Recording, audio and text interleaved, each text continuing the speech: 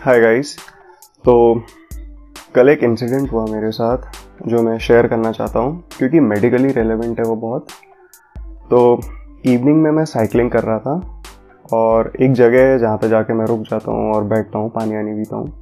तो जब मैं वहाँ रुका, साइकिल पार्क की मैंने, तो उधर से अबाउट 40 मीटर्स दूर मैं देखा कि बहुत भीड़ थी। मैं गया वहाँ पे और मैं देखता हूँ कि जो एडजेसेंट चेयर थी वहाँ से एक 50 इयर्स ओल्ड पर्सन, एजेड था और थोड़ा ओबेस था, और वो गिरा हुआ था और लोग उसके आसपास घेर के उसको खड़े हुए थे। पर्सन जो था सडनली कोलैप्स हो गया था। ऐसा उधर जो लोग खड़े थे, जिन्होंने देखा उनको कि वो वॉक कर रहे थे और वो आके चेयर पे बैठे और उसके थोड़ी देर बाद ही जो पेशेंट था वो गिर गया, सडनली कोलैप्स कर गया वो। तो अब कोई उनके पास नहीं जा रहा था। ऑब्वियसली सबने मास्क वगैरह तो पहन रखे थे। कोविड सिचुएशन के कारण हर कोई इतना पैनिक में है कि कोई किसी को टच भी नहीं करता है। Everybody suspects that the patient Covid का ही होगा।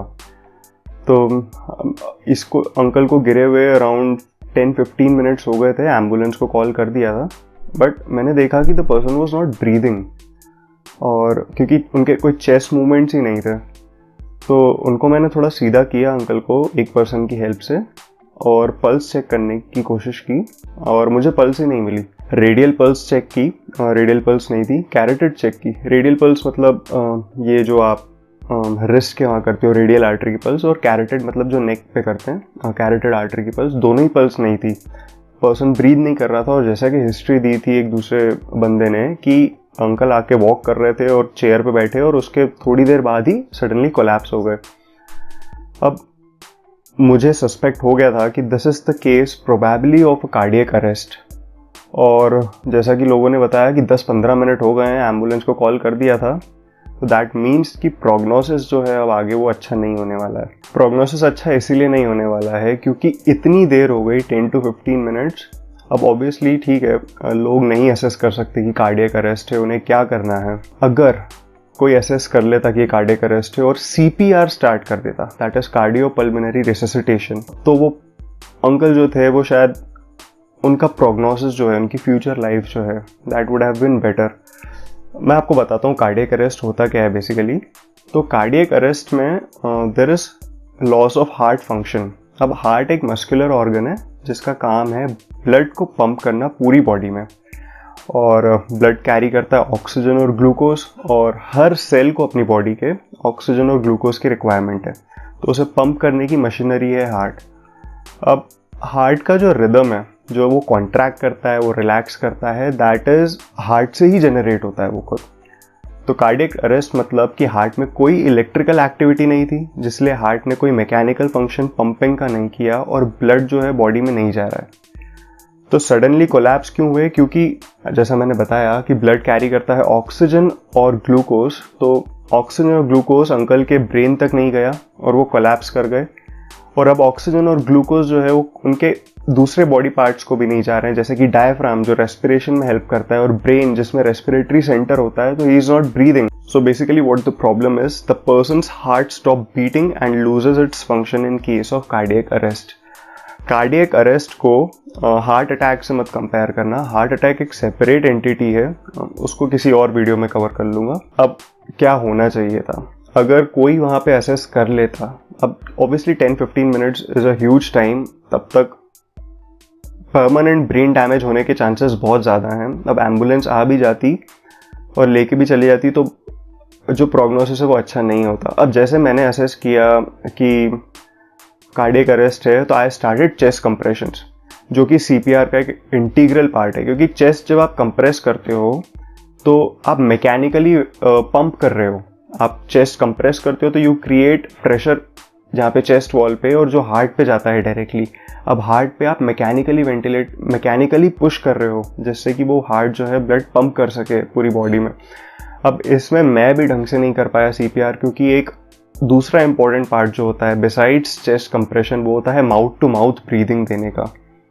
अब मैं माउथ टू माउथ नहीं दे पाया क्योंकि सस्पेक्टेड हो सकता है कि उन्हें कोविड हो। अब वहाँ पे मेरे पास, अब क्योंकि मैं तो ऐसे ही साइकिलिंग करने गया था, मेरे पास कोई हैंकी नहीं था। हो सकता था मैं हैंकी की लेयर्स बना के कुछ कर लेता वहाँ पे, बट मैंने एक cycle of chest compressions the, that is 30 chest compressions, और बाय द टाइम एम्बुलेंस आ ही गई थी। मैंने जो एम्बुलेंस में नेक्स्ट टू ड्राइवर बैठा था उन्हें बताया कि मैं डॉक्टर हूँ, प्रोबेबली ये केस है कार्डियक अरेस्ट का, आप चेस्ट कंप्रेशंस और माउथ पीस लगा के ही लेके जाइए या मैं चलता हूँ। बट उसने मुझे अलाउ नहीं किया, पता नहीं फॉर वॉट एवर रीजन्स, कि मैं कर दूंगा ये सब। बट मैंने उसे बोला तो वो चेस्ट कंप्रेशंस करते हुए ले गया, but I don't know what happened. और क्योंकि जैसा लोगों ने बोला कि 15 मिनट्स प्लस हो गए थे, तो उनका ब्रेन डेड होने की या ब्रेन इस्चीमिया होने की, irreversible brain ischaemia, irreversible brain infarct होने के चांसेस बहुत ज़्यादा बढ़ गए थे। तो आई डोंट नो अब क्या हुआ उनके साथ, बट मैं आपको बताता हूँ, अगर फ्यूचर में आप देखते हैं कहीं पे भी जा रहे हैं या आपकी फैमिली में या किसी को भी आप देखते हैं कि वो सडनली कोलैप्स हो जाता है, एंड पहले वो क्या थोड़े फटीग फील करते हैं, वो थोड़ी देर बैठेंगे और हार्डली 15-20 सेकेंड्स के बाद वो कोलैप्स कर जाते हैं। There is no heart beat, मतलब पल्स नहीं है, कोई हार्ट रेट आप फील नहीं कर सकते, पैल्पेट नहीं कर पा रहे हो आप रेडियल में, कैरोटिड में। The person is not breathing, कोई चेस्ट मूवमेंट्स नहीं है और वो ब्रीथ नहीं कर रहे हैं, then that is probably a suspected case of cardiac arrest, and the best you can do is to perform a CPR। अब CPR मैं सुपरफिशियली बता देता हूँ, उस बहुत टेक्निकल नहीं है, लेकिन हाँ जैसा भी CPR हो, that could save a person's life and you can be hero of that person. तो CPR में बेसिकली आपको फॉलो करना है 30:2 का ratio, 30 chest compressions and 2 mouth to mouth breath, ये एक साइकिल होती है।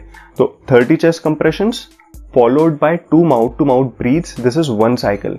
और ऐसा ही आपको मान लो आप मिनिमम 4 साइकिल्स करनी है 1 मिनट में।